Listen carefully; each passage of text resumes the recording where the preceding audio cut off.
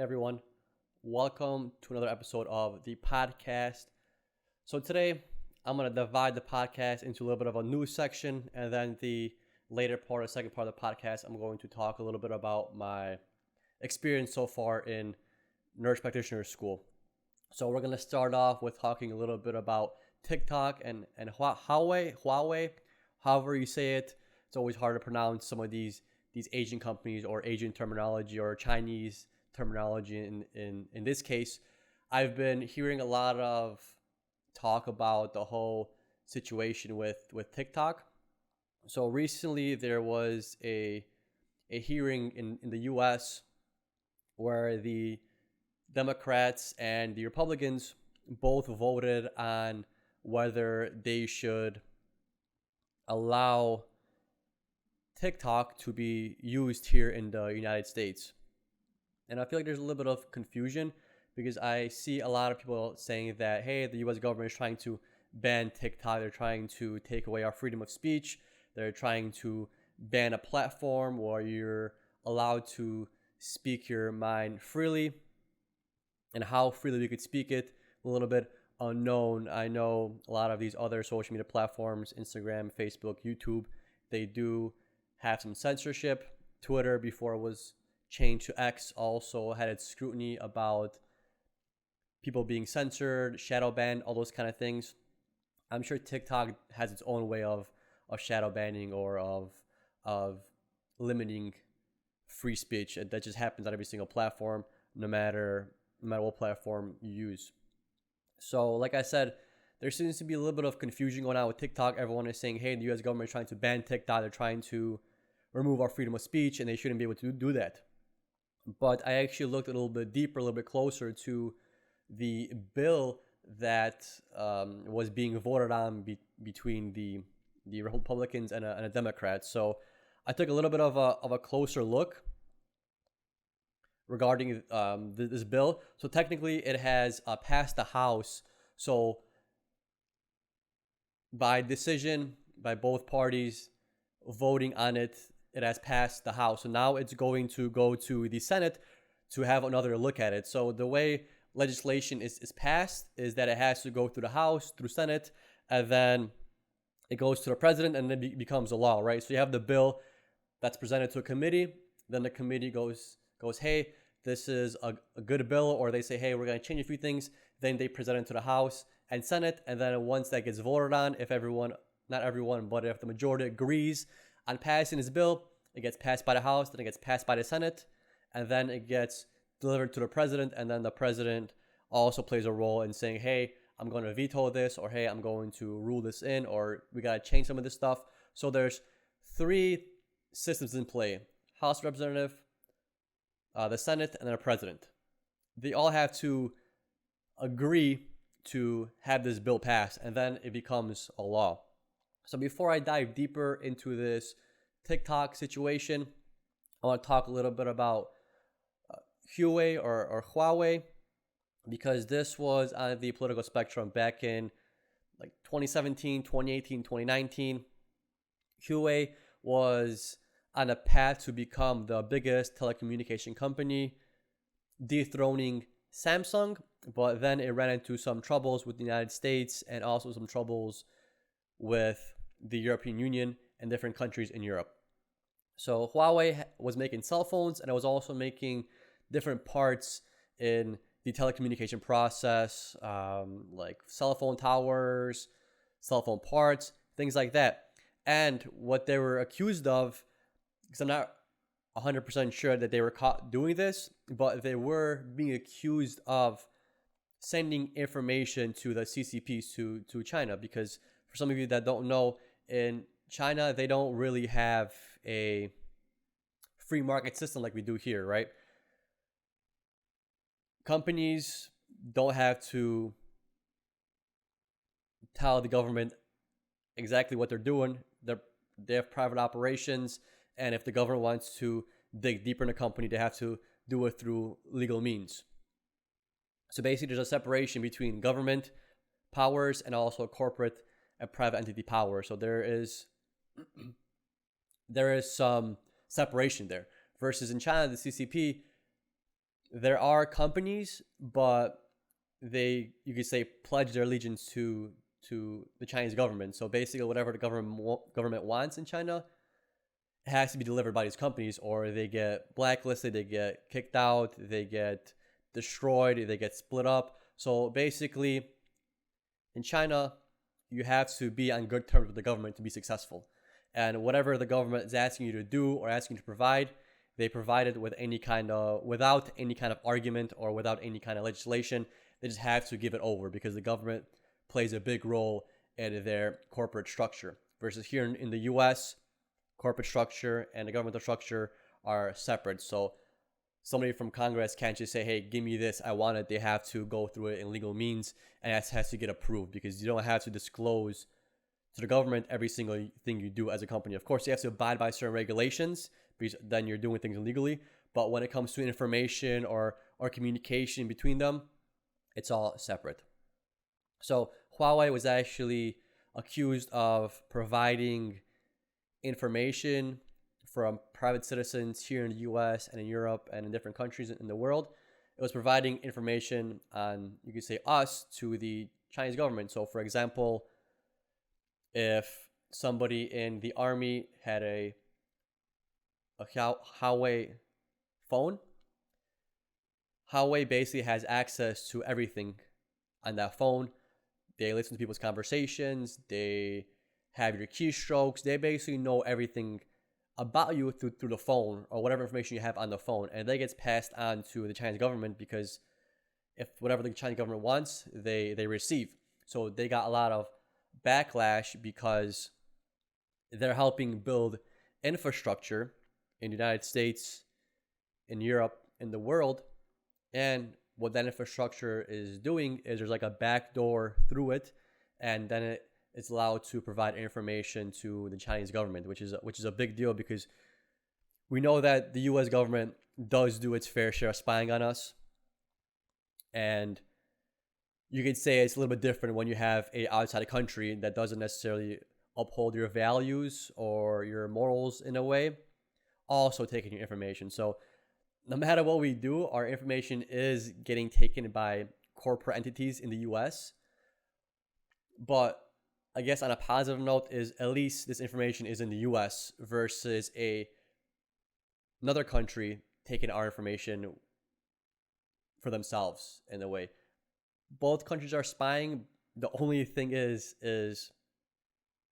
you're giving your information away to China instead of the United States without you even knowing it, because nobody said that, hey, we're sharing this information with China.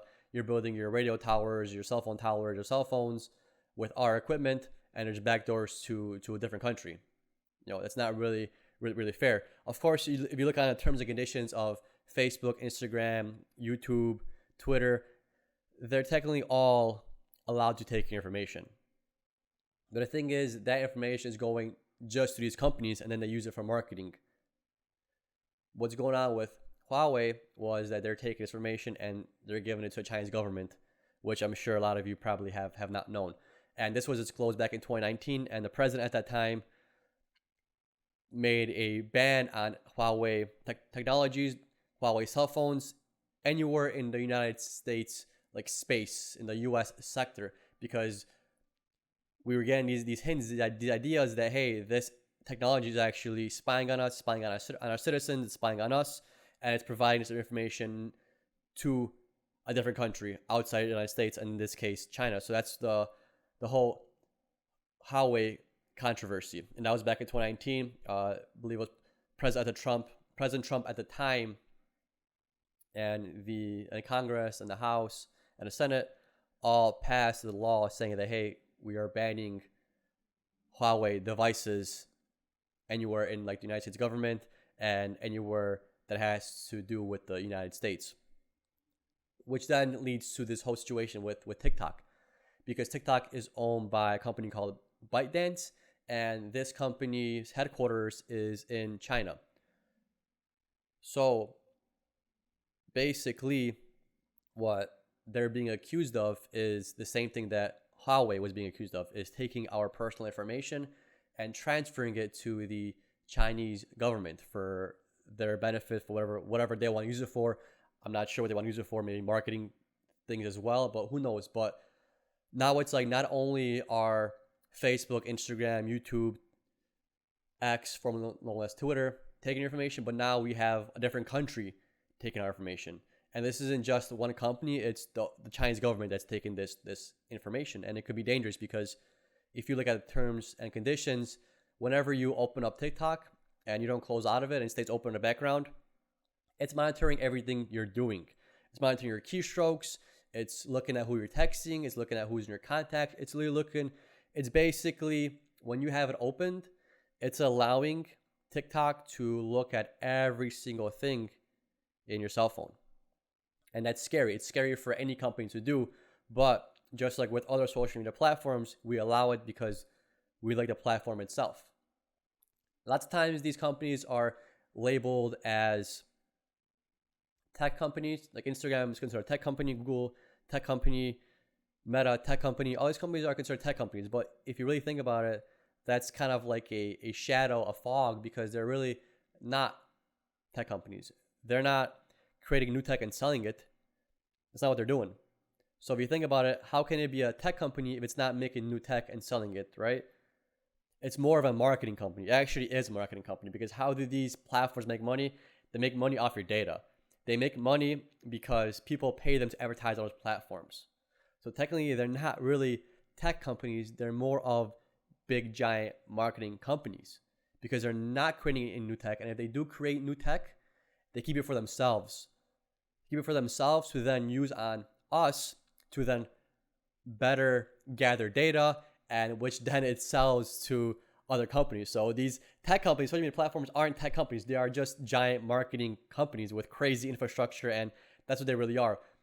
Tech companies sounds cool because, oh, it has to do with technology, but really it just has to do with marketing.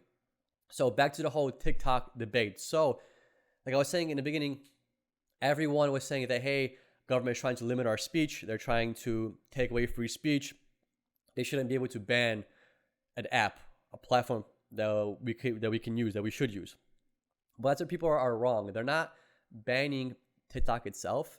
They're banning the fact that TikTok is a Chinese-run company. So they're okay with TikTok being here as long as it sells its American infrastructure, or the American wing, the United States wing of TikTok, to a United States-based company. So I read this bill. It's actually called bill number HR 7521, and it's called Protecting Americans from Foreign Adversary Controlled Applications Act.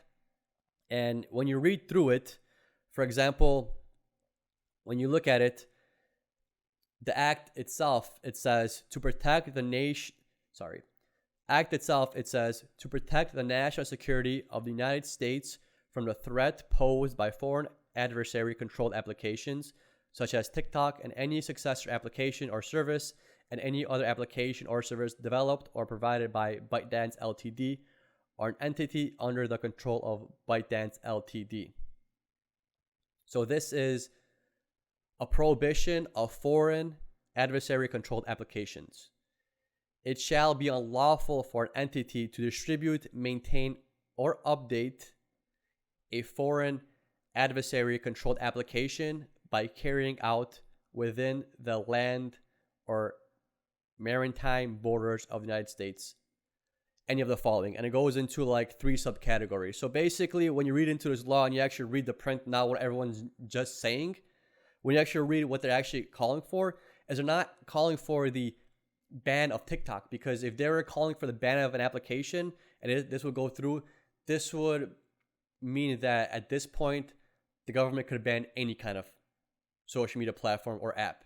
Because the way law works is that if it's allowed in one scenario, then it could be also allowed in another scenario if it fits that same framework. That's why if you look at law, or I'm sure you probably have seen like Law and Order, they always say, according to law, this, and this person was proven guilty on these means. So this is the same idea. So my client should also be proven guilty or not guilty. So they use that as a reference. So if the government can outright ban something like an app, then that means it could also ban another app in the future if it's a similar circumstance. But in this case, they're not asking to ban TikTok itself. They're asking to ban the Chinese ownership of a platform or an app that is being used in the United States, because they realize that, hey, this app is providing data on users, US citizens, to China. And that could be a threat to national security because, for example, politicians are on TikTok.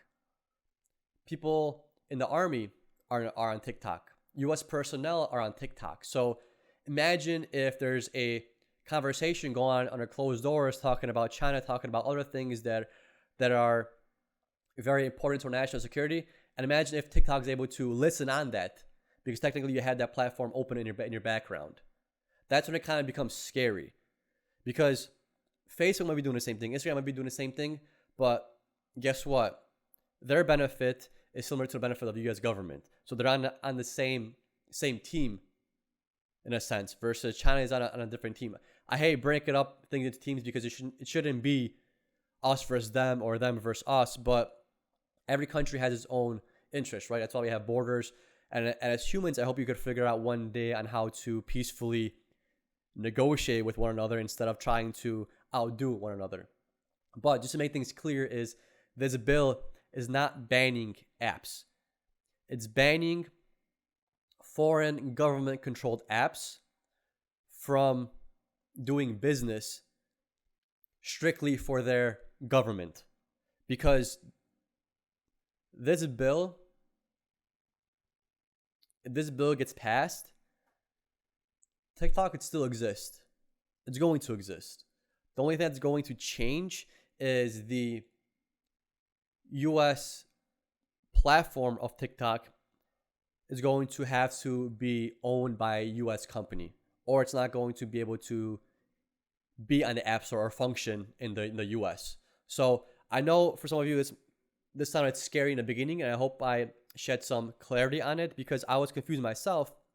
And then I was looking at it and I'm like, hey, this isn't just outright banning the app. It's banning foreign governments from owning apps and platforms that might not be part of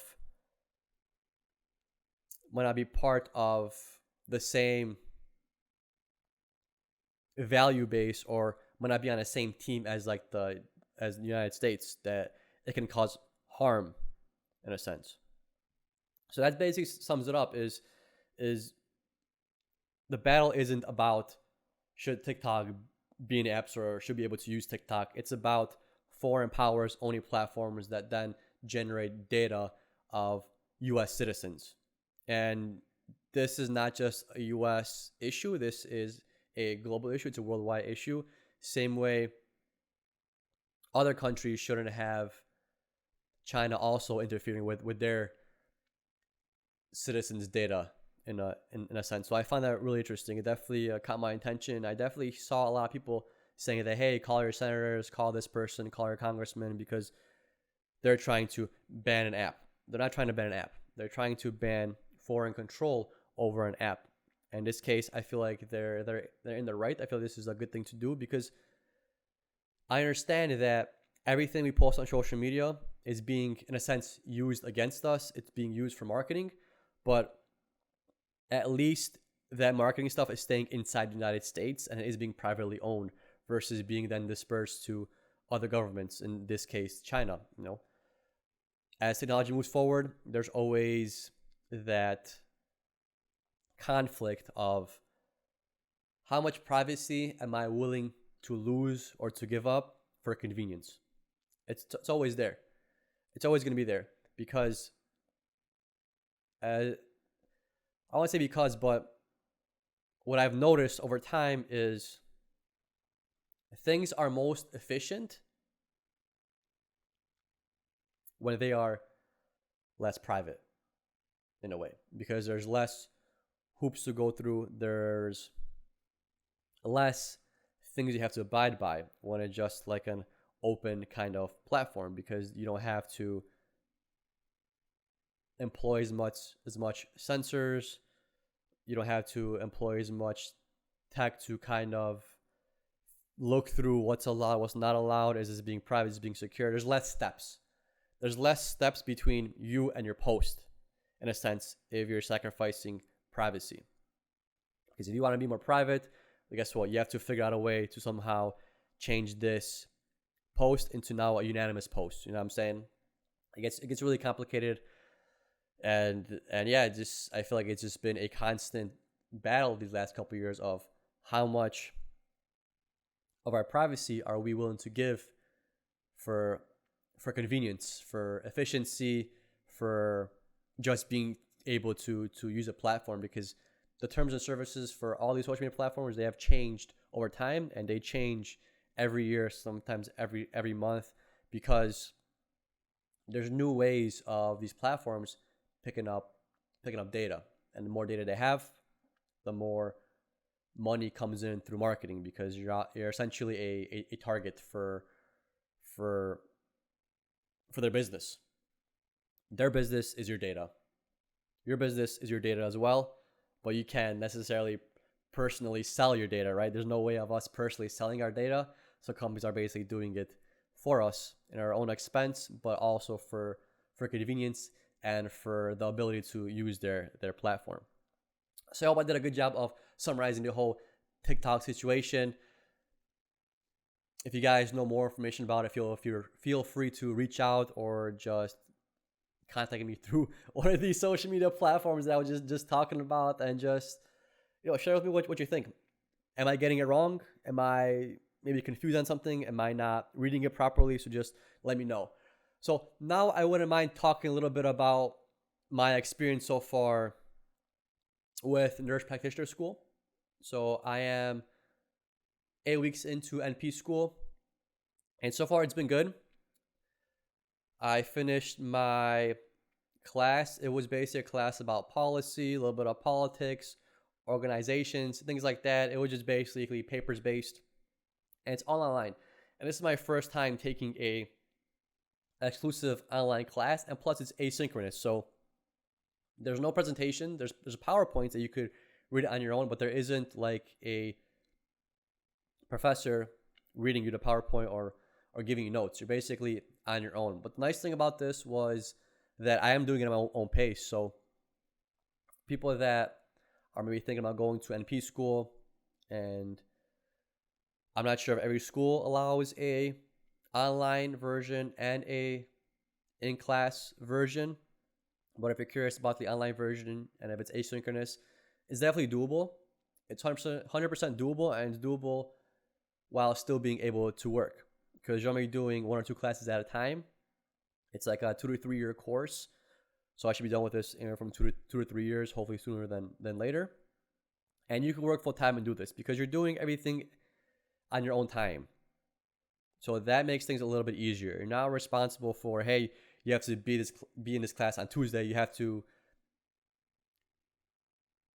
watch this lecture by Wednesday or whatever. You just have due dates, and you just gotta manage your time and be able to turn in things on those due dates. But everything else is asynchronous. You're doing everything else on your time. They give you a syllabus, they give you a schedule and due dates, and it's your responsibility to figure that out. And I thought I might have like a little bit of an issue with this, because I'm more of like when it comes to school, first of all, I was never really the best at school. So always a more structured environment I felt was always more beneficial for me. Like class from 9 to 12. You get a lecture, you do notes, and then you go home and study. Exam every Friday. Like that's what I liked, because it kept me on course, and I know I had to be there. So this I thought was going to be a little bit of a challenge, because now I have to almost motivate myself to do these things, because there's no expectation of, hey, you have to attend this class. It's, hey, do what you want, turn the stuff in on time, and make sure it's done correctly and properly. So that was a interesting experience. My next class is going to be a stats class, so I'll see how that goes. But in this course, like I said, it was more of a paper-based course. What we had discussion boards every week. So every single week we had discussion boards, and a handful of times we had to talk about like a newsletter. We had to subscribe to a healthcare related newsletter, and some of those discussions were focused on that kind of newsletter. It was also a research based class, so I had to write 3 papers in the class, and I also had to do a debate. The debate was interesting. It was actually easier than I thought because, like I said, I was kind of skeptical on, hey, how is asynchronous class going to work? It's going to be kind of hard to plan stuff, but it's not as hard as you think. The debate went well. It was actually, like I said, easier than I thought. For the debate, we had debate topics to choose from, and I picked my topic a little bit late, so I got a little bit of a more difficult topic, or at least I felt like it was more difficult, but at the end, it wasn't even that difficult. There was 3 of us in the group, and we actually spoke on the negatives. So we were debating against federal regulation of the cost of prescription drugs for Medicare and Medicaid. We did a pretty cool PowerPoint. I learned a lot, and maybe I'll put it on the website, or I'll probably link it down in the description if anything, so you guys could check it out. So I actually argued against prescription drug prices. So that was pretty cool. And then the 3 papers that I wrote, we did have like topics to pick from, but I thought, hey, let me try pick a topic that I maybe would like to write about more or learn about more, because in nursing school, I feel like these topics were more forced on you, and you had to just pick whatever topic was recommended to you or whatever list of topics you had to choose from, and I always never liked that. So this time around, I was like, hey, I've been a nurse for 6-7 years, and I'm going to grad school now. So let me maybe take more control of what I really want to do, what I really want to write about. So I happened to write all 3 papers about the benefits of psychedelic therapy as an alternative to the current mental health treatment. So I wrote my papers about psychedelic therapies, and I compared them to basically SSRIs, NSRIs, and medications like that, and the more standardized approach of how we tackle mental health in the United States, because I've always been interested in psychedelics like ketamine, psilocybin, DMT, all those kind of things, because I feel like a lot of people have a lot of benefit from them.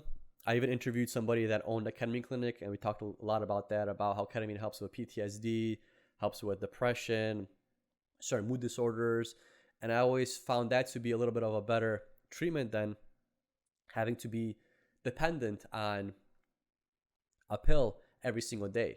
And by the time those pills start working, it's 3, 4, maybe 6 months, versus psychedelic therapy. It's a lot of times it's more of a breakthrough treatment, where on the first, second, third session, you might be going through like a mental breakthrough. You might be feeling better with yourself. You might be feeling okay with what you're dealing with, and you feel like you're understanding yourself more, versus having to take a pill every day and then hoping it improves your mood. I feel like psychedelic therapy with also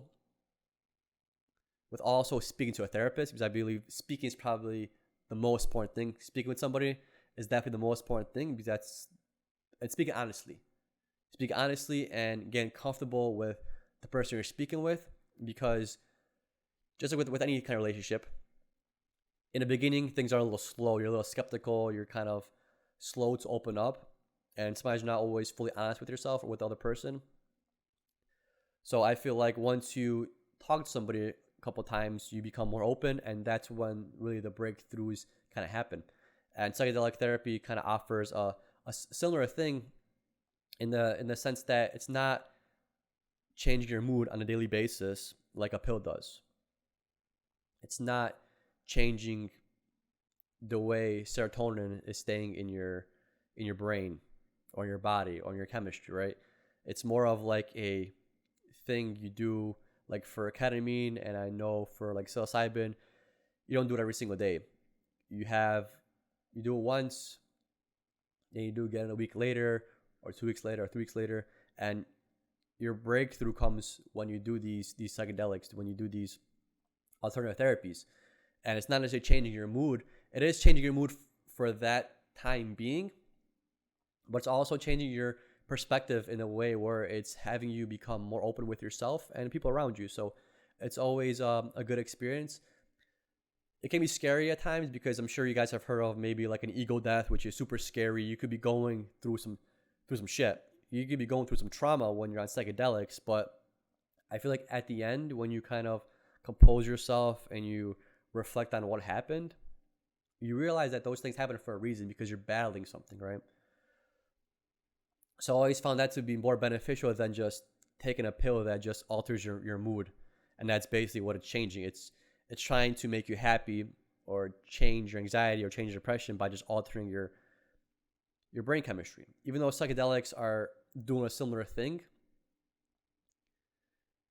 I feel like there's more inner work that you're doing with psychedelics versus when you're taking an SSRI. So that's what I did my papers on. I'll link them. I'll put it on the website, and then I'll probably link them on the bottom too if you guys want to read through them. I mean, 2 of them are like 3 pages. One's like 5. So if you're interested in that and want to learn more about psychedelics, psychedelic therapy, they're going to be free for y'all to just take a peek at. Maybe I'll do an episode of just on psychedelic therapy just so you guys can maybe learn more about it. But I know in Illinois, they're trying to pass a law to legalize psilocybin. That law has kind of been on standstill for about a year. Oregon has legalized them. Colorado has legalized them for the most part. And slowly different states are legalizing them because the success rate of using SSRIs and other drugs, it's not very high.